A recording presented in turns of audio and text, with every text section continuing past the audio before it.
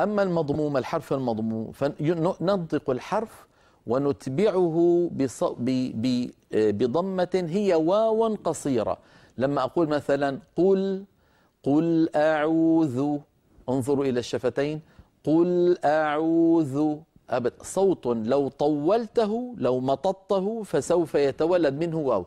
قل قو، نعم تولد واو عربية فصيحة.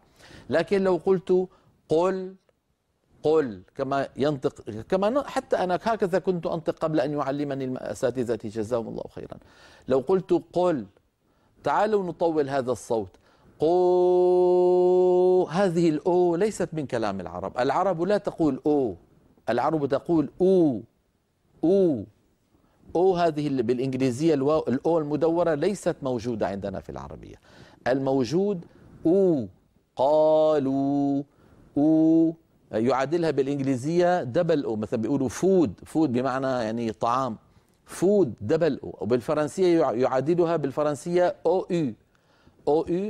هذه أيضا تعادل الواو العربية. أو قالوا، وقالوا كونوا هودا. كل هذه الواوات التي نطقتها وهذه الضمات هكذا نطق العرب. قل إنكم، كو، ولا نقول إنكم، كو لو طولناها كو، هذه ليست واو فصيحة.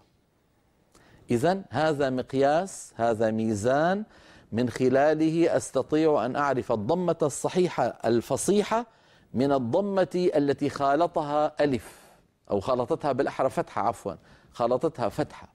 قل إنكم، هذا لا يصح في تلاوة القرآن الكريم. إذن عندما أنطق الضمة أيها الإخوة أضم شفتي، أنطق الحرف وأضم شفتي بعده مباشرة.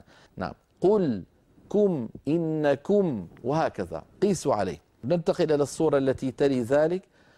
كما يجب عليه أي على القارئ أن يضم شفتيه عند النطق بالحرف المضموم كهيئتهما عند النطق بالواو. لاحظوا شكل الشفتين عندما ننطق حرفا مضموما. طبعا ضم الشفتين هذا لابد منه، مثل قل، قو، بو، عو، سو. هناك صورة جانبية للشفتين وهناك صورة أمامية لا بد من ضم الشفتين. هناك أمر آخر وهو ارتفاع أقصى اللسان عند نطق الحرف المضموم.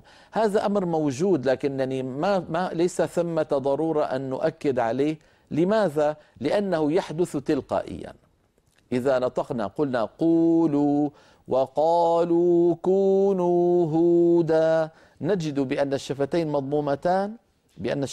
مضمومتان وأقصى اللسان ارتفع قليلا، ولكن هذا يحدث تلقائيا، يعني لا يتعمده القارئ، لكن هذا أمر حقيقة، هو حقيقة هكذا يحدث داخل الفم.